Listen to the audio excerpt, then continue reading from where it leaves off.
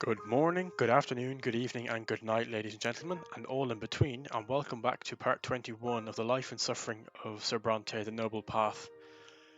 We're coming towards the end of the game now, towards the end of Act 4, and then the revolt is coming up quite soon.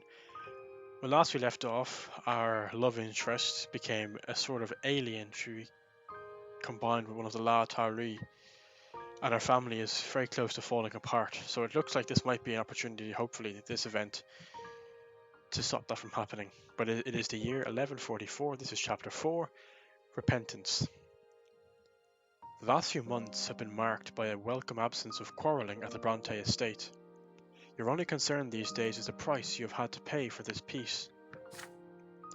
Today you come home late, wrung dry after a day of work and worry. Everyone is sound asleep. You are making your way to your bedroom when you hear a suspicious noise coming from Father's study. It is too late for Father to be working. You go to the door of the study, trying to tread softly and turn the knob. The room is brightly lit by the moon. You recognize your brother's clumsy silhouette above Father's desk in the moonlight. Nathan hears you come in and leaps to the side in fear. You see something glinting in his hands. Father's dagger. Oh, Morgan, it's you. Shush. I just took the dagger for a moment. Don't worry, I know holding weapons against my lot. I don't mean anyone any harm. It's for me, actually. I have to go to the twins. Your younger brother clumsily turns the dagger around, holding it against his body. You try to remain still. Nathan wants to take one of his own lives. But why? I'm not even sure how to say it, brother. I just can't find a place in this world. I'm always an outsider, always a waste of space. Isn't there some place for me in the twins' design? I can't stop thinking about it. I've been trying to understand them for so long. How am I supposed to live in their world? What's my place in their great plan? But I've only made things worse. I meddled with the marking sect, defied and rejected my lot, indulged in vice, but I found nothing there.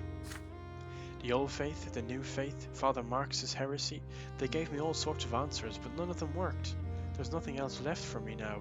I've got to go see the twins myself and ask them. I know I'm an affront to their plans just because I'm alive, but I'll repent. I'll pray for their forgiveness.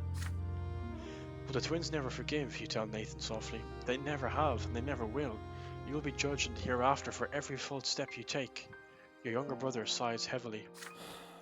I know. Mother taught us that all our lives, but I still have to try. There's no other way. One of my lives isn't too big a price if it works. I can't find any use for them anyway. See you soon, brother. Hope I'll be different when I come back.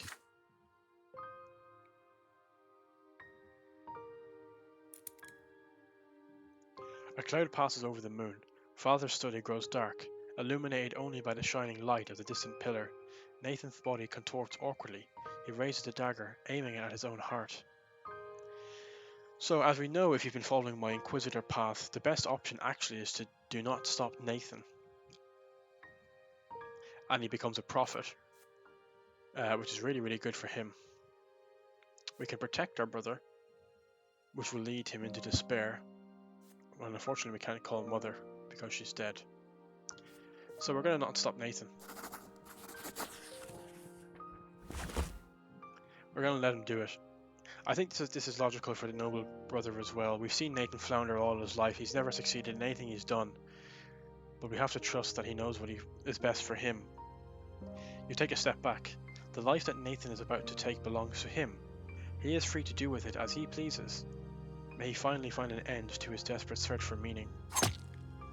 Nathan whispers a word of gratitude, barely audible, then a sharp exhale as he gets ready to strike. His hands guide the dagger awkwardly through the air and into his chest. The sharp tip reluctantly sinks into his flesh. A weak yelp escapes Nathan's throat. He staggers and falls back, blood oozing out of the wound. Moments pass and Nathan's body dissipates as his mortal frame dissolves. He has departed to commune with the twins. What awaits him in the hereafter?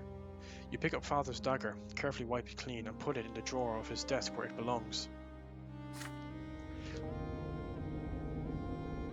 When the skies begin to grow bright before the dawn, you go back to the family crypt to welcome your brother back. Nathan's already there, lying atop the granite slab. Even made anew, his naked body is still as thin, awkward, and feeble. He suddenly stands when he hears your footsteps. His eyes are shining with otherworldly light. I spoke to them, brother. I dared to address them as my soul rose up. I begged the twins for forgiveness, and they heard me. They did. And the elder, he reached out to me. He wanted to respond to me. I know he did. But the younger sword stopped us. It cut the bond between us, and I fell. But I saw compassion in the elder's eyes as I fell, and he followed me. He shall descend to these lands again. He shall witness our suffering and bring his mercy, and then the world will change at last. Your younger brother shivers, almost convulsing with cold. You wrap him in a black cloak. Together you return home before sunrise. No one in your family ever learns of Nathan's lesser death. He's a good friend with us now, and he's hopeful. He's found new purpose in faithful service to the twins. Nathan stops wasting time in taverns with suspicious characters. He spends every day in art and prayer. Again and again, his quiet voice speaks of the elder's coming return. The family watches the drastic change in their wayward son with great surprise. He's finally found something, although it did make us lose willpower. But we got initiate in theology.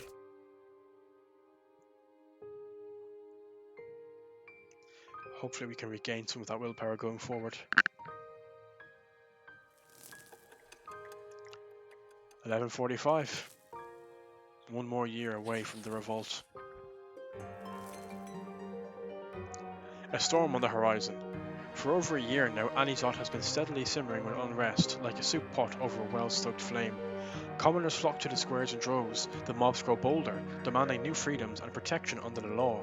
The last straw insurgents commit brazen acts, hoping to overthrow the authorities. The noble gentry insisted that every mob be dispersed by force. They are ready to fight for their ancient privilege, sword in hand. In spite of this enormous pressure, Overseer Gaius Tempus remains highly reluctant to allow any bloodshed. But the common people are already too desperate. Even the age-old fear of the nobility's might is barely enough to keep them in check. More and more people are rejecting the lots and converting to the new faith, not to mention other, stranger, more esoteric teachings and beliefs. New secret societies and clandestine gatherings appear every day. Printed pamphlets litter the streets, yet no one is rushing to subdue the citizens or punish the city. For now. Father Leonard has transformed the Temple of the Silver Tree into a new believer's stronghold. He is no longer afraid to break the ban on preaching the new faith. His sermons now openly challenge the old faith. It seems the Church of the Twins is unable to recognize its great mistake. The lots must be abandoned as relics of the past. The Twins granted everyone the freedom to choose their own path in this life, and I will not stop until this freedom is recognized throughout the Empire. The next Patriarch of Maglo must be chosen by the parish, not the clergy. This is the will of the twins, and it must be ours as well. Leonard intends to amend the old order of the church and becomes Patriarch. His opponents, however, are beset by eternal struggle and strife. The Inquisition is fighting a myriad of heresies, more of which appear every day. Not even the highest ranks of the faith are free from suspicion. The new faith, meanwhile, is steadily growing in numbers. People no longer fear being damned to the foot of the pillar for rejecting the divine design.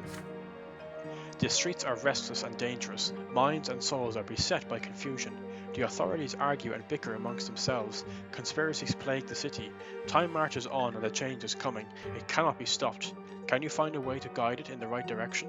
The weight of a new age now rests upon your shoulders. And the church is now in full schism.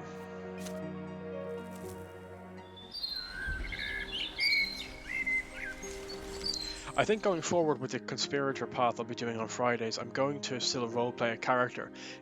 I'm not going to min-max stats to get the best outcome. I'm going to play it as a character would play it and try to be as realistic as possible. I haven't decided how I'm going to play that conspirator character yet, but we'll see more as it develops. But now, year 45, a family matter. For over a year now, Anizot has been slowly simmering with unrest. The feud between the estates, between the old faith and the new, between the law of the empire and the noble traditions, tensions are at an all-time high, waiting for the slightest spark to catch fire and burn. Even your family's affairs have been affected by the growing unrest. It is during these troubled times that the future of your family will be decided. Father shakes you awake early in the morning. He's excited, clutching a letter bearing the imperial seal of the Tempest dynasty. Wake up, son. Come to the sitting room. A letter has come from Overseer Gaius Tempest. He gingerly breaks the seal and unfolds the missive. To the Honourable Brante family, I, Gaius of the Tempest dynasty, overseer of the province of Magla, have given due consideration to your petition to have your bloodline ennobled by the sword. You are expected in 1 week at Castle Enery as are all petitioners for the sword, where you shall hear my decision firsthand. I mean, we know we're not going to get it. We don't have anywhere near the requirements to be ennobled. Unity is one less, and reputation is far from where it needs to be. After finishing the letter, Father turns to you. He looks fatigued. Well, son, it's time for us to be honest with each other about our family. What do you have to say about this? Where do we, the Brantes, stand after so many years? What hopes do we have for the future of this family? The past 7 years have been marked by many life-changing events. Oh my god. Only one option is available. The rare joys, the frequent fights, the arguments, the attempts at peace, the losses. Sometimes you have managed to change your minds and sometimes you have not, but your decisions have made you realize what matters most to you. The future of the Brante family must be decided here and now. The only option I have is to sever all ties with my family. What? The Brante family is going to fall apart. We can't become nobles of the sword. I can't become a member of the Overseer's entourage. And I can't preserve the family. Oh my god. This is the worst. The family falls apart. We lose unity, we lose 2 wealth, and we lose all reputation.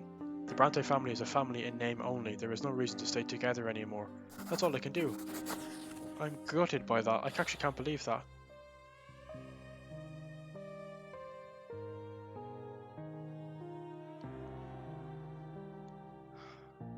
You coldly point out that the family's chance for a hereditary title is long gone, and the family itself, why, it all but distinguished years ago. You failed to quell the strife at home. You could not snuff the coals of enmity that slowly turned your family into disjointed clumps of ash. All attempts to put the family's affairs in order have led to naught.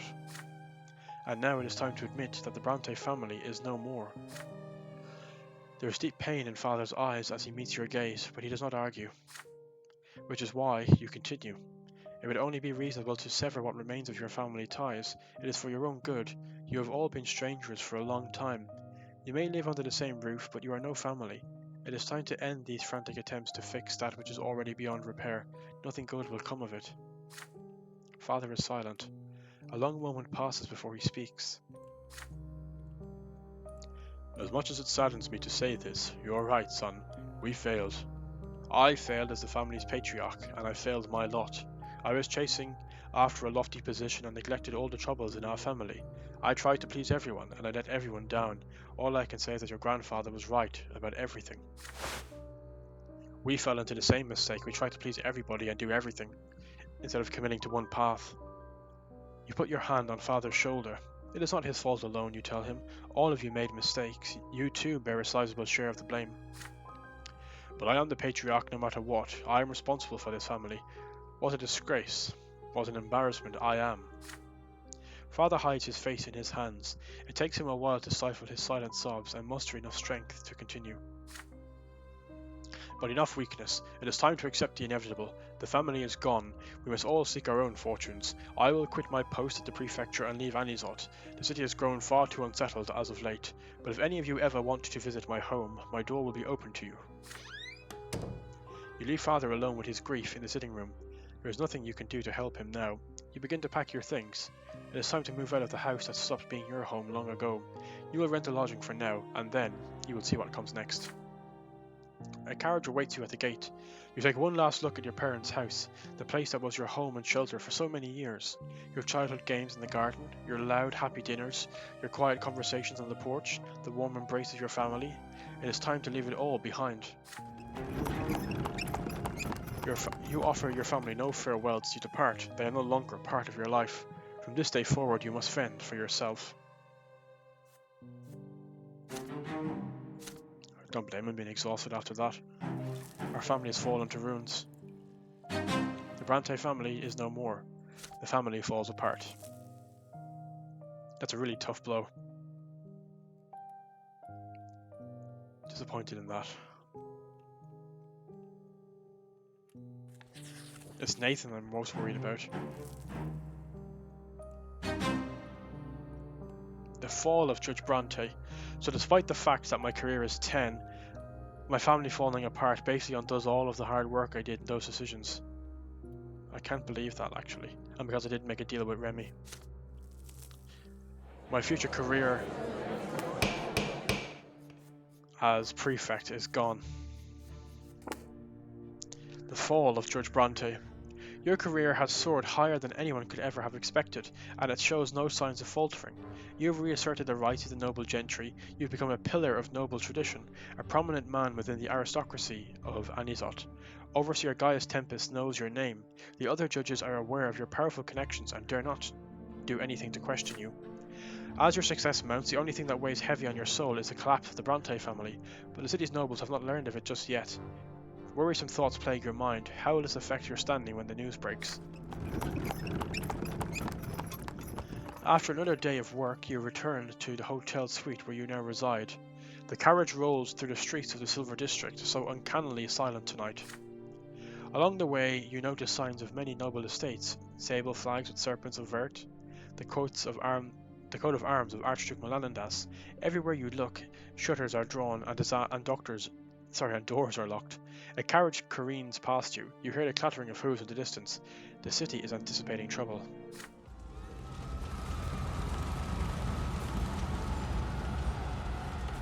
Then, one by one, you see fires sparking to life and glowing throughout the city. The quiet of the night is gone, trampled and crushed by thundering hooves, screams and the ring of sharpened steel. The streets suddenly light up. Torch-carrying riders appear from around the corner, bearing standards of black and green, and dragging a rope-bound body behind them, a mutilated corpse dressed in the tattered remnants of an expensive suit. It is Elborn, so the Archduke's henchmen have decided to do away with Gaius Tempest's allies.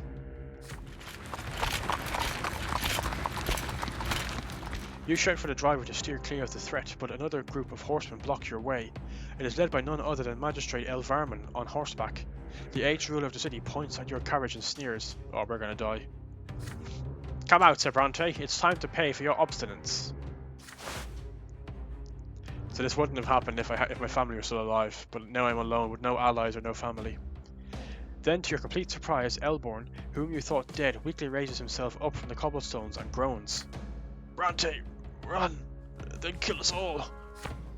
But you are surrounded. There is no way out. All you can do now is accept the inevitable with dignity. You calmly leave the carriage and stand tall before the magistrate.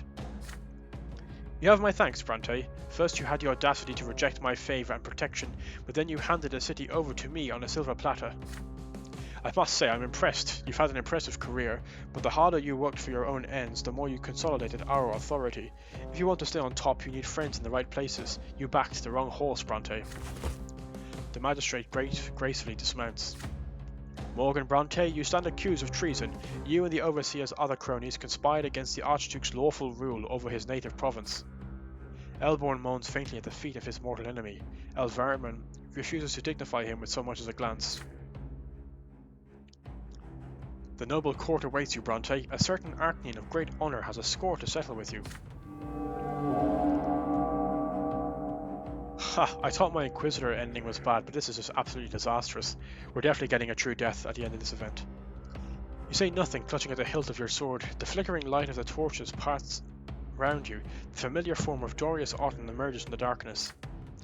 I remember you as a young boy. I remember how insolent you were even back then. I knew we'd fight one another eventually. Well, the time has come.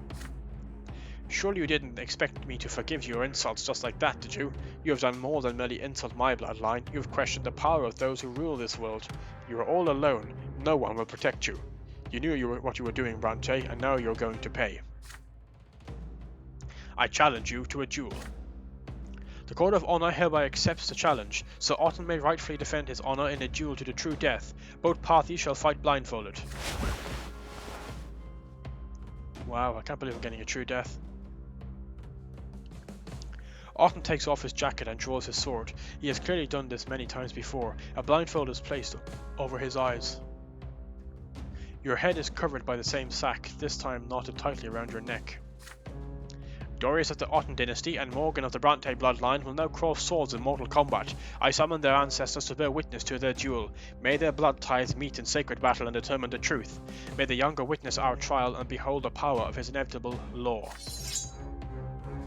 A hand shoves a sword into yours. You can barely breathe through the thick sackcloth. Your hands are shaking, unwilling to fight. You probe the darkness with the tip of your blade, unsure of where to strike. Let the battle begin! Your arms grow tired. The sword feels incredibly heavy and unwieldy. You fall silent, trying to hear your enemy moving.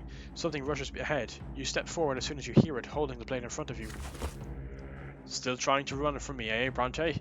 I'm afraid it's too late for that. You swing at the voice, but your blade slices nothing but air. You take a quick hop backwards. Your head shrinks into your shoulders. You cannot allow yourself to breathe, waiting for another strike. Don't listen to him. Surprised by the voice, you take a deep breath. The steel band you had felt around your chest is suddenly shattered. You cannot possibly defeat him, but you can accept your death with dignity. Prove you're worthy of the Brante name. You square your shoulders. The rope around your neck bothers you no longer. You still cannot see a thing, but you have no need for sight now. Keep your feet steady. Get your sword up. I'm here with you. Oh, I'm quite surprised by that, actually. That's quite nice of our grandfather. A step, a swing, a jab. You know where to strike. Your blade sinks into flesh. Ah! Pathetic human runt. That's it. I'm done playing with you. Something slices through the air. You deflect it. Again, once more. You're not in command of the blade. The blade commands you. You feel the blade swing in front of your face. You move to parry it, but your sword meets nothing, and then his sword stabs you straight in the heart. You take a few slow steps back. The darkness in your eyes gives way to light, a light brighter than anything you have seen before. You keep the sword in your hand until the very last moment. You die on your feet. All is well, Morgan. Come to me. And that's it. We died a true death.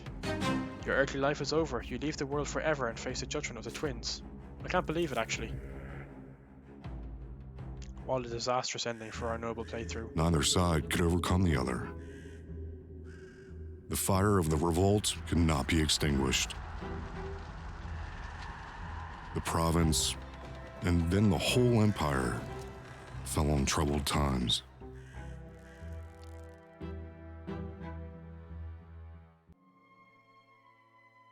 Who would have thought?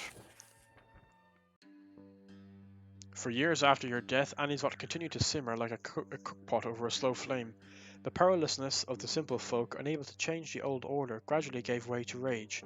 Finally, this anger became stronger than their age-old submission to the higher estate and their fear of divine retribution.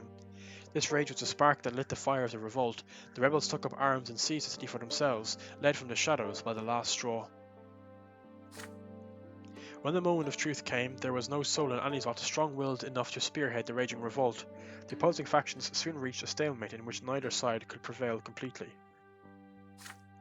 Anizot refused to surrender, but after a prolonged siege, Gaius Tempest finally broke the city's defences and the Legion entered the rebellious city of Anizot. The insurgents fled, the mobs disappeared from the square and the streets. The leaders of the revolt were hanged.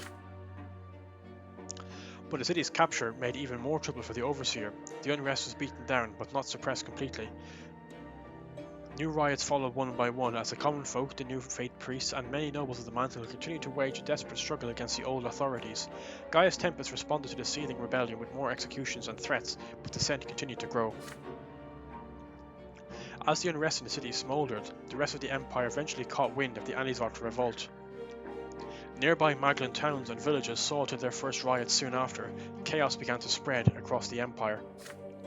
The empire responded to this enduring turmoil with ruthless action, but even after several villages and towns were drowned in blood, the riots only intensified. The dominance of the emperor and his dynasty began to wane. Power struggles broke out between the powerful nobles in the capital. Then a shocking event shook the empire to its core. Emperor Uther II was found dead in his palace, never to be reborn. His heirs, Gerion and Flavius, both disappeared without a trace. With no one to take the throne, the noble dynasties accused one another of plotting against the Tempest rule. Feuds and internecine strife became commonplace. And so began an age of anarchy, a time of massacre and riots, conflict and bloodshed, chaos and unrest. There were no winners in this war of all against all, only survivors. The Empire entered a dark and terrible age. We could have tried to stop it. You made your last and most important choice. Was your debt worth it? Could you have chosen a different path? Either way, there is no going back. Your fate is sealed. There is no returning from the hereafter. And so you bid farewell to your mortal life. Everything you fought for, everything you strove for, all that is behind you now. You are on your way to the shining pillar and await the judgment of the twins. You can no longer change the world's destiny, but the choices you made and the deeds you did have left an indelible mark. The world will remember the life and suffering of Morgan Brante. The hour of your death has come. Your soul has left your body, never to return. You are taken to the peak of the shining pillar. Every moment separates you more and more from the mortal realm. The link that once bound you to it is long gone. You look up to see two divine visages watching you intently. The elder twin's gazes upon you, full of sorrow and compassion. The younger examines you dispassionately, seeing your every act and thought. You have ascended from the mortal realm. From here you are but one step away from the partaking in eternal bliss atop the peak of the shining pillar. But first you must be judged by them, just as every other soul born in this world has been judged since time immemorial. Only their judgment can decide whether you deserve to remain atop the peak or be hurled down to the foot. You stand before the twins. Your very essence is laid before them bare. All the secrets of your inner life revealed in full. Your soul is like an open book to them, and one that preserves the story of your entire life. You lie prostrate before the gods. The time has come to take responsibility for your mortal life.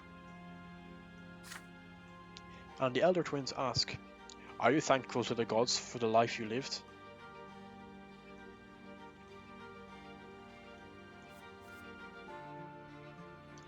I think we're going to say we're glad it's over. Our life was agony. Our mum died, we sent Gloria away, our family was destroyed, we lost our career. I'm happy to end that mortal existence and leave it behind. They hear your answer. Compassion and remorse fill the immeasurably deep eyes of the elder twin. He turns to face his divine brother, who returns his gaze with an expression of stern remorse. The elder twins ask once more, "What was your life to you?"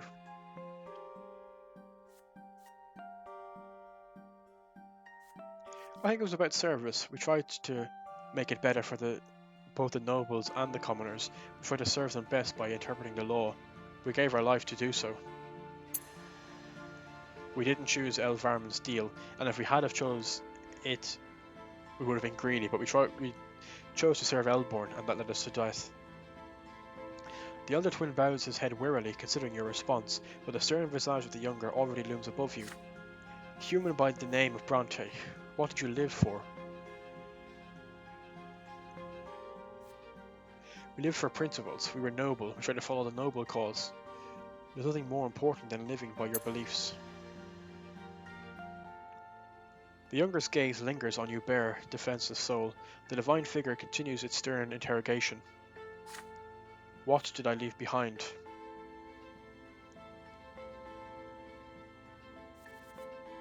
Unfortunately, nothing. We didn't really blaze a trail because we failed. We didn't leave order, we didn't leave doctrine, our family was destroyed, we had no legacy, no achievement, we left nothing behind, we left no mark in the mortal realm. The younger twin now moves toward you with clear intent, poised to render his judgment, but the elder twin restrains his brother with a gesture. A divine voice fills you once again. Did your life make the world we made better and more perfect? No, it became worse. You left the mortal world a far more terrible place than it was before. We had no way of changing anything for the good. It all failed in the end, all our efforts.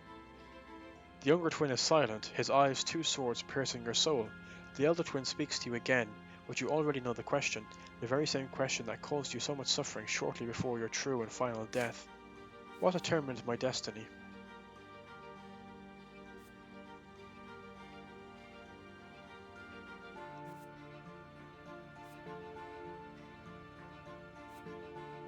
I think ourselves. We made all the bad decisions.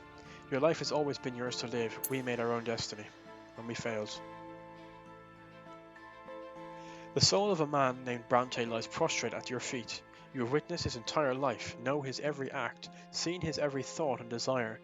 No one soul could ever walk the same path. So many difficult choices, so many emotions, so much pain. Another soul awaits your judgment. You know no mercy, nor does your brother.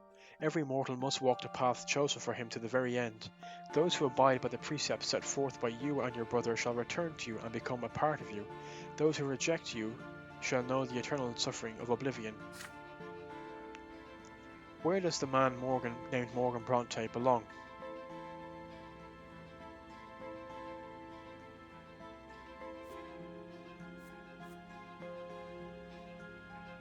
I love that they let you be the gods for this one and choose where your character should lie. This is a tough one. It was easier with Jordan because I believed he was trying to do the right thing. And so was Morgan, but at least Jordan made it to the end and tried his best in every instance, but Morgan didn't even make it that far. I mean, I know I'm Morgan, but I'm not being metaphor here. Morgan as a character.